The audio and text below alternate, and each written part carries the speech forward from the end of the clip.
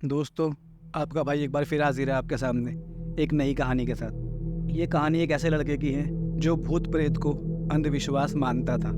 अपनी इसी बात को प्रूफ करने के चक्कर में वो एक बहुत बड़ी मुसीबत में फंस जाता है। चलिए बढ़ते हैं कहानी की ओर। उससे पहले अगर आप चैनल पर नए हैं तो चैनल को प्लीज़ सब्सक्राइब करें, इससे हमें मोटिवेशन मिलता है।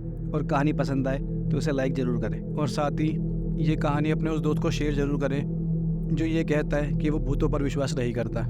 चलिए कहानी शुरू करते हैं। सचिन और उसके कुछ दोस्त एक गेट टुगेदर रखने का प्लान बनाते हैं, क्योंकि जब से कॉलेज खत्म हुआ उसके बाद से ये लोग अभी तक नहीं मिले, सब अपनी अपनी लाइफ में बिजी थे। तो ये लोग प्लान करते हैं, ये एक व्हाट्सएप ग्रुप बनाते हैं जिसमें अपने कॉलेज के पुराने सभी साथियों को ऐड करते हैं और मिलने का एक टाइम और एक डेट फिक्स करते हैं। जैसा कि एक दिन फिक्स होता है, सभी दोस्त सचिन के घर पे आ जाते हैं। खूब सारी खट्टी मीठी यादों के बीच अब कुछ मेहमान पार्टी खत्म करके घर जाने लगे और कुछ वहीं रुक गए। आखिर में ये 5 दोस्त बचते हैं। दारू चली रही थी, सब नशे में धुत, फुल मस्ती के मूड में आपस में बात कर रहे थे।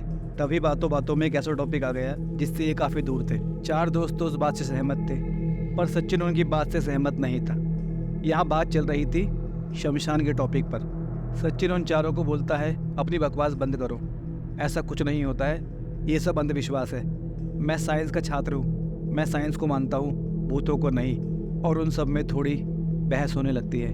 अब सचिन तैश में आकर बोलता है, मैं प्रूफ करूँगा, ये सब अंधविश्वास है, बताओ क्या करना है। तभी अर्जुन बोलता है, अरे भाई रहने देना, तुझे मानना है तो ठीक है, वरना क्यों जान का खतरा ले रहा है। सचिन कहता है, ऐसा कुछ नहीं होता, बताओ क्या करना है, मैं प्रूफ करके दिखाता हूँ। तभी उनमें से एक दोस्त कहता है, ठीक है, आज रात तो 2 घंटे शमशान के अंदर बिता के आ जा, हमें भी यकीन हो जाएगा कि ऐसा कुछ नहीं होता। सचिन उसकी बात मान लेता है। वो कहता है, ठीक है, मैं शमशान में जाकर 2 घंटे बिताकर भी आऊँगा और तेरा वहम भी दूर करूँगा। अब फाइनल होता है कि थोड़ी देर में ये लोग शमशान जाएंगे। अब ये लोग शमशान के बाहर पहुँच जाते हैं। तभी रमेश कहता है, भाई इसमें जान का खतरा है, तू क्यों नहीं मानता। सचिन बोलता है, नहीं, मैं जाऊँगा और तुम सबको गलत साबित करूँगा। रमेश फिर समझाता है, भाई मत जा, शमशान रात को जागता है, अतृप्त आत्माएं चिताओं से निकलती हैं, भूत पिशाच चुड़ैलों का तांडव होता है। शमशान में रात को जाना मतलब अपनी मौत के पास जाना है। सचिन बोलता है, यार ऐसा कुछ नहीं होता, मैं कह रहा हूँ ना, मैं सब साबित करके दिखाऊंगा। फिर भी रमेश कहता है, कोई नहीं भाई, बस फ़ोन अपने पास रखियो, हम गेट पर ही तेरा वेट कर रहे हैं, कोई भी दिक्कत हो तो कॉल कर दियो। सचिन हंसते हुए कहता है, चिंता मत कर भाई, इन सब की ज़रूरत नहीं पड़ेगी। फिर भी तेरी तसल्ली के लिए डायलर पर तेरा नंबर रख लेता हूँ, लेकिन वादा कर, जब मैं वापस आऊँगा उसके बाद ये भूतों की बातें तू कभी नहीं करेगा। रमेश हाँ कह देता है। शमशान के अंदर एक चिता जलती हुई दिखाई दे रही थी, जैसे कुछ घंटे पहले ही कोई उसे जला कर गया हो। जंगल की रात, सुनसान खामोशी, जंगली जानवरों की आवाज़ इस पल को और भी भयानक बना रही थी। सचिन अभी भी बेफिक्र हो गए। गाड़ी से उतरा, हाथों में सिगरेट जलाई और पीने लगा। वह सर्दियों की रात थी, मौसम में भी थोड़ी नमी थी। अब सचिन जेब से परफ्यूम निकालता है और अपने पूरे शरीर पर लगाकर बोलता है, आज तुम सबका सारा वहम ही दूर कर दूंगा। इतना कहकर सचिन शमशान के अंदर की ओर बढ़ने लगता है कि तभी शमशान का रखवाला आकर उससे अंदर आने की वजह पूछता है। सचिन कुछ बता नहीं पाता तो वो उसे गेट से ही लौटा देता है, बोलता है तुम अंदर नहीं आ सकते। पर सचिन भी कहाँ मानने वाला था। अब वो पीछे की दीवार कूदकर शमशान के अंदर चला जाता है और अपने दोस्तों को फ़ोन कर कर कहने लगता है, मैं अंदर आ गया हूँ, अब तो सुबह ही मिलते हैं। अब सचिन शमशान में था, वो भी रात के समय। चिता का जलना, जानवरों की आवाज़, इन सबको सुन ही रहा था। थोड़ा बहुत डर भी रहा था, लेकिन उसे लगा ये तो जंगल में होता ही है। ऐसा बोलकर वो एक पेड़ के पास बैठ गया और फ़ोन में गेम खेलने लगा। थोड़ी देर गेम खेलने के बाद उसे पेड़ के पत्तों के हिलने की आवाज़ आई। सचिन ने देखा तो पेड़ शांत था। सचिन को हल्की नींद भी आ रही थी, वो सोने लगा। अचानक से पत्तियों की ज़ोर से हिलने की आवाज़ आई। सचिन अचानक उठा, फिर उसने सोचा शायद कोई बंदर होगा जो पेड़ हिलाकर चला गया। सचिन वापस अपनी जगह पर बैठता है। उसका चेहरा इस बार पेड़ की तरफ ही होता है। अचानक उसे पेड़ के पास एक रोशनी चमकती हुई दिखी। उसने आंखों को मला और फिर से देखा। अब की बार उसे पेड़ पर उल्टी लटकी एक महिला दिखी, जो बिल्ली की तरह चारों हाथ पैरों के साथ इसकी तरफ तेजी से उतरी। ये बहुत तेज चिल्लाया, पर सुनने वाला वहाँ कोई नहीं था। ये डर गया और आंखें बंद कर ली। थोड़ी देर बाद आँख खोली तो देखा वहाँ कोई नहीं था। अब सचिन डर गया था, लेकिन उठा। उसने अपने आप को हिम्मत दी और सोच रहा था ये सब झूठ है, ये सब मेरा वहम है।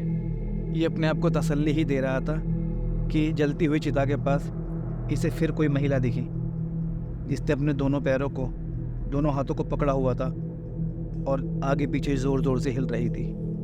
ये उसका चेहरा देखने के लिए आगे की तरफ गया। सचिन देखकर हैरान हो गया। ये वही महिला थी जो अभी कुछ देर पहले उसे पेड़ के पास दिखी थी।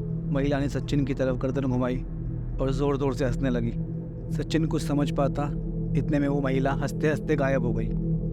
सचिन कुछ समझ ही नहीं पा रहा था, ये सब सच में उसके साथ हो रहा है या उसके दोस्तों द्वारा बताई गई कहानियों का उसको इल्यूज़न आ रहा है। सचिन का दिमाग अब चकराने लगा।